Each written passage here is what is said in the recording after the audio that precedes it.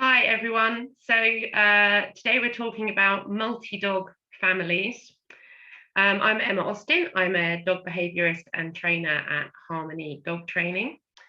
So I'm quite often asked, when's the right time to get a new dog into your family? And it's a tough question to answer, but here are some quick thoughts on it. Quite often when we've got a puppy, and we've just been through that initial stage of training and bonding, we're on quite a high, and it's tempting to get another dog when your first dog is still quite young. However, your first dog is still going to go through some difficult stages of development. So as a general rule, clearly all families are different, but I'd be tempted to wait at least 18 months between first dog and second dog. And what that does is it allows you time to really get your dog's standard of behavior up to a level that will withstand having another puppy or another rescue dog in the mix. I'm also quite often asked about how best to make those introductions and manage the first few days. So really important that you give your current family dogs the time and space they need. Someone once said to me that you should expect your current dog to feel about you bringing your new puppy into your home the same as you would feel about your spouse bringing their mistress home. And you know what? That is roughly what I see. So when we brought Lawrence home, I had Jessie and Brandon. Brandon just turned around and went back into the house. Jessie looked appalled and kind of froze on the spot. And they both spent the first few days wondering when he was going back, because clearly he couldn't possibly be staying because, you know, what an awful thought. So your first dogs don't want to feel like their world has utterly and completely changed. So when you first bring your new rescue dog or puppy home and you have existing dogs, for a start, I wouldn't do those introductions anywhere too personal to your existing dog. So ideally you'd meet in the garden and it would be kept fairly brief, and then your dogs could go away and have a Kong or a bone somewhere private from where the puppy is going to be.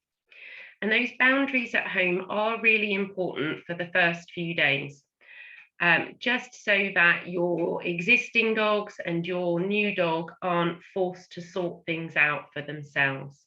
And I have heard people say, oh, you know, don't worry, if the puppy touches the old dog's bone, the older dog will just tell them off and then they'll learn.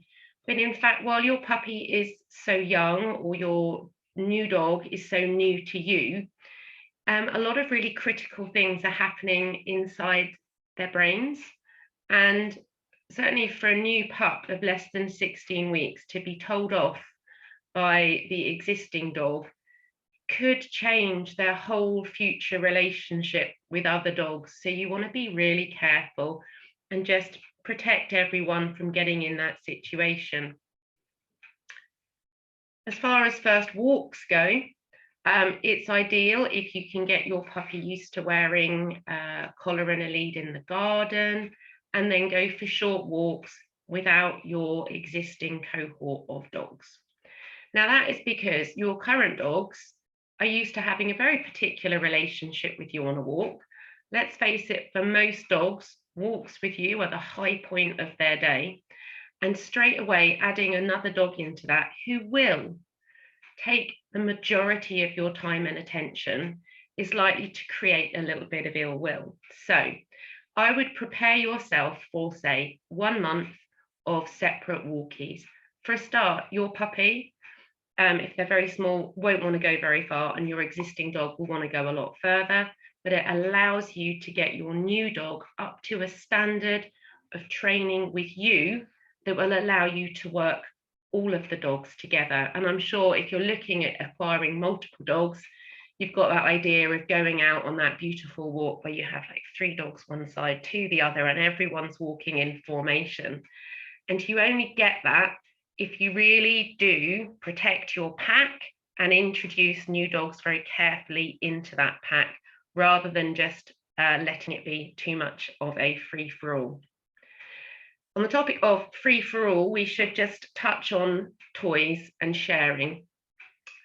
So if your dog has any special toys, you want to put them away for a little bit, or make sure you have a stair gate or some sort of boundary between the dogs when special toys are out, and especially food-based toys or bones. I don't feed my guys bones because of the high potential for guarding, but I do give them Kongs. And still to this day, if I give Lawrence and Brandon a Kong, and these guys live together, and they have done for years, Lawrence would choose to take a Kong right up the back of the garden because he wants that separation. And that's quite normal. If you've got something very precious, you want to have it in your own space. So for at least the first month, no Kongs and no chews without physical separation. And then, you know what, you will gradually work out what works for your dogs. I have to say, even I've got a nearly 5-year-old and 12-year-old lab. I still feed them separately, and I still give them their special things separately, just because they eat slower and they are more relaxed about food resources. So it's a good habit to get into. So that all sounds like it's quite a lot of management, but it really only is for the first few weeks or months. And the more effort you put in those early stages, the easier it will be for the rest of the dog's lives together. And certainly for puppies, you don't want them rehearsing any poor behaviours or getting picked on, which can happen. So what are the positives?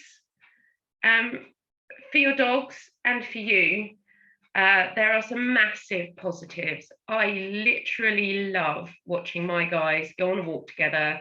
They still occasionally play chase, even Brandon at 12 years old, or wrestling. And they've got each other. And on a walk, they go smell things together. Sometimes they're separate, sometimes they walk along, and it's really companionable. So in terms of your dog's lives, having two in a family can be great social enrichment. But you need to remember that in the wild, we kind of need to put that in little air quotes because these are domesticated animals, but where you have wild dogs in Africa, other wild canids like wolves, they tend to live in really small family groups. So there's no real need for dogs to have 6 or 7 other dogs. In fact, it can be quite unstable. So if you have a small human family and you add 1 or 2 dogs in, you'd expect that to form a really stable group. You need to be careful about adding new dogs in, so you keep that beautiful stability, and certainly that you have the time to spend with each dog. One of the other real beauties about it that I find quite moving is that your oldest dog is often the most trained and the most stable, and they are in the position to teach the youngest one some good habits. Now, of course, that can go the other way. And my lovely Jessie, who was a reactive dog, taught Lawrence to bark at the doorbell before she passed away. But for the most part, what your younger dog will learn is all of the good habits of your older dogs. And Brandon at 12 years old is one of the most bomb-proof dogs I've ever met. And he's a really good influence on puppies because he's just super calm, not really interested, but actually he's not averse to a bit of a cuddle. So the negatives then, so speaking as someone who's had kind of 2 or 3 dogs pretty much since I started having dogs. Certainly if you've got large breed dogs and highly driven or rowdy dogs, they are much harder to leave with friends and relatives. It's harder to visit because having one large breed or rowdy dog is quite different from having 2 or 3 visit. especially if you've got friends and family who aren't very dog friendly. And of course, there's more expense. So some things, yes, of course, you get economies of scale. So if you've got lots of activity feeders, coats, leads, you can pass them on from dog to dog. But food and vet fees and insurance are on a per dog basis, and training, of course, on a per dog basis as well. So I hope that was useful. If you've got any questions, please feel free to post them in the comments. And if you're watching this on catch up, be great if you could put #replay in the comments so I know if it's been watched.